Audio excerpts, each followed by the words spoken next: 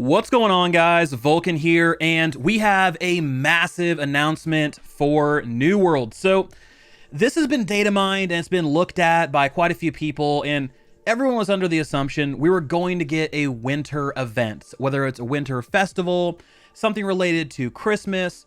Something was going to happen for the winter season within New World. We just didn't know what.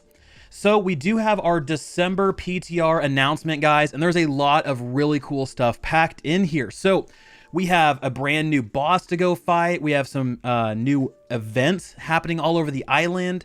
We have new quests. We have PvP balance updates. We have all sorts of really cool stuff happening. So let's go ahead and blast through this really quick.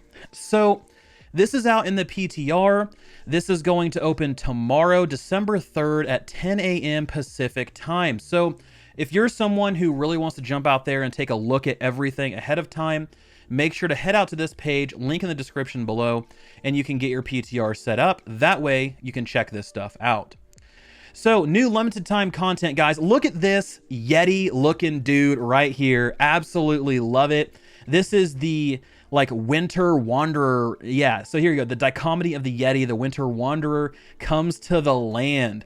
So basically what we're going to looking at here, guys, is some winter villages are going to be set up in Everfall, Monarch's Bluffs, Weaver's Fen, and Brightwood. We get to go meet the winter wanderer and carry out his holiday quests. And as we go complete all these different activities and these different quests, we get winter tokens. We take these winter tokens and we can go to the holiday shop, buy some stuff containing rare and cosmetic items. So really cool. I like this type of event, right? This type of stuff brings people back to the game, but also gives people things to do, right? It's not always just come back to check out the new PvP patch or come back to check out this new weapon that got added.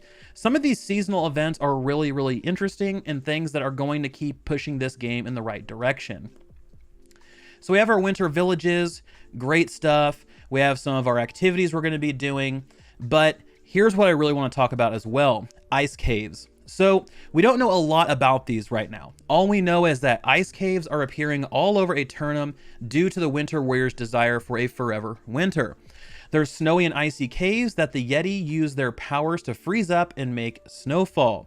These caves will remain behind after the event as scars on the land and sources of wintry magic that refuse to melt even if the warriors defeated. So these things will be persistent even after the event ends, which I think is really cool.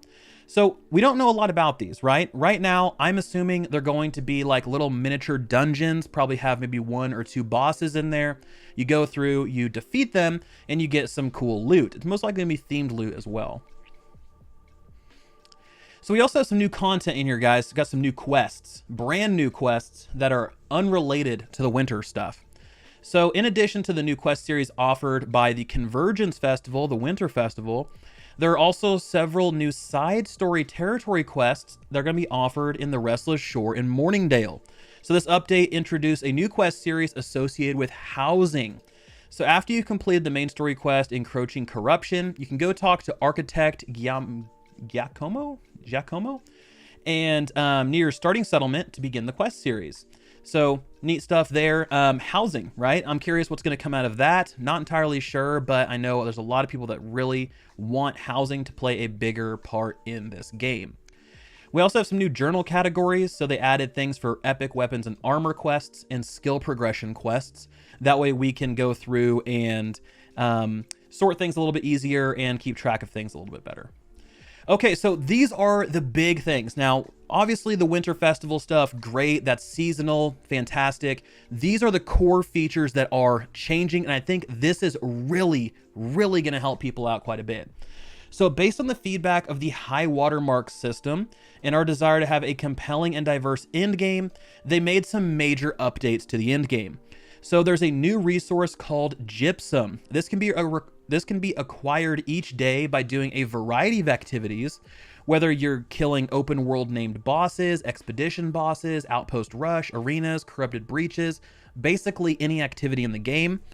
Each activity will reward a different type of gypsum.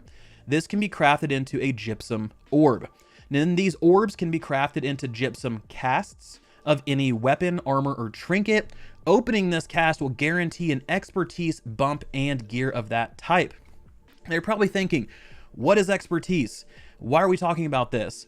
It's kind of weird the way they organized this paragraph, but they said that they renamed high watermark to expertise. So really what they're saying is opening a gypsum cast will guarantee that you will raise your high watermark, now renamed to expertise.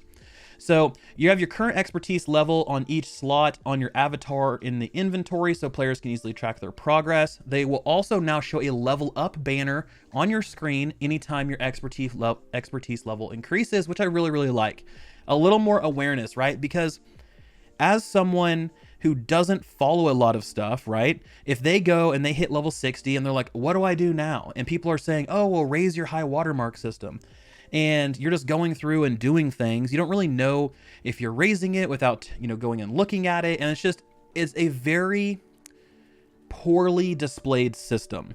So having something like this where it shows a level up banner and you look like, you kind of feel like you're progressing is going to be really good. Now they've also added 2 new endgame points of interest for players. Now these are going to be level 66 enemies. They're going to have elite chests and you can go through and progress your expertise there. And both Malevolence in Eden Grove and the Imperial Palace and North Dynasty Shrine have also been up leveled to level 66. So instead of 62 and 64 in Malevolence, we're looking at level 66. Then we also have the other part of this huge update. Now this one is massive. Now I mentioned the first one with expertise, but this one is going to help out quite a bit as well. So one of the things that people brought up with New World is once you hit 200 in a trade skill, you're basically done. Crafting starts to lose its effect. You have diminishing returns in terms of fulfillment and usefulness. So here we're actually going to have an aptitude system. So once you reach level 200 in a trade skill, the leveling circle will update to show 3 markers, which are equidistant, very great word there, from each other on the circle, right? It'll be split into 3 pieces of a pie. Now, earning your trade skill experience will begin progressing you again. So you'll be level 200, and then you'll start working your way back around that ring. Once you reach one of these markers, you will be rewarded with a container full of useful items that are mostly trade skill relevant, crafting mods, special ingredients, even schematics and recipes. So this is really cool, right? I like this system. This is something that is going to have people actually go through and continue working on crafting in order to get these useful containers. Now, each subsequent marker will award a more spectacular, again, very interesting word, container with more rewards than the one before. So as you go through and you reach that last marker right before you kind of work your way back around that ring, you're going to get a big chest with a ton of really cool stuff in it. And then they mention here, as you gain enough experience to go all the way around the circle, you're going to increment the aptitude counter by 1. And this counter will keep counting so you can keep track of how many times you've wrapped your progression around the top level. They also introduced a new type of reward with this system called equipment patterns. Patterns are very common across MMOs, so it's not a big surprise that we're getting these in New World. So equipment patterns are crafting artifacts that enable you to craft a guaranteed gear score 600 item that has a specific appearance. So again, this is going to be really interesting because is that a unique appearance that only that pattern will reward? Or is this specific in terms of a specific type or appearance that you can kind of choose it per se to offload some of the transmog in the game? So patterns will also require a significant amount of powerful crafting resources to create, but it does still guarantee a 600 item. Patterns will still roll perks and players will have the normal amount of control over them. And equipment patterns also have a small chance to drop from Arcana, Weaponsmithing, Armoring, and Engineering Aptitude reward caches.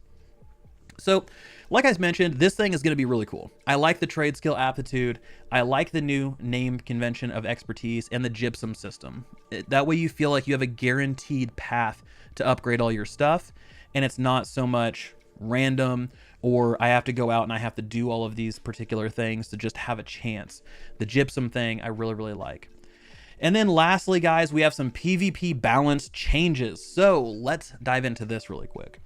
So they mentioned due to an issue in their initial PvP damage formula that caused lower level gear to be more beneficial in damage mitigation, they went ahead and updated their formula, which makes sense. So the PvP damage formula update, they adjusted the way armor mitigation is calculated to use the enemy's gear score value instead of your average gear score. So all of your stuff is going to be based off of your enemy's gear score. And to adjust for the difference in armor mitigation, they also increased the damage low-level players do to higher-level players and reduced the damage the higher-level players do to lower-level players. That was something that was really frustrating. You'd be out there as a level 30 and a level 60 would go up and just two-shot you, and you feel like you're not even hitting them. Now, there is a difference between having earned that particular kind of damage boost versus something that's more skill-based. So I know the community is kind of torn. A lot of people I talk to is, no, I'm level 60. I should be able to two-pop a level 30, and that should be it. Boom, done. But at the same time, you know, it's like, well, I would really like to have a chance, a fighting chance, not just a 60 show up and I'm just dead by default. So kind of interesting. I'm curious to see what you guys think about this, but let's go ahead and keep moving into crit damage application. So critical damage bonuses from masteries or perks are now applied additively instead of multiplicativity. Now, on average, this will reduce the extra damage they provide by a small percentage. So again, this is going through and changing kind of how the math is done in the background. So interesting stuff there. Then we also have buffer windows. A general consistency pass has been done across all weapons to adjust the buffering windows for dodges, abilities, and basic attacks. These new windows will start when the first frame of the attack that would deal damage or on the first casting frame in the case of abilities that do not deal damage. So down here is just some extra PTR FAQ. They had these last time. But guys, I mean, this is a solid PTR event. I really like the winter stuff. I like what they're doing in terms of the expertise system, the gypsum system. All of this looks great, and I cannot wait to dive in tomorrow and check it out. Let me know what you guys think in the comment section below. But as always, this has been Vulkan, and I will talk to you guys next time.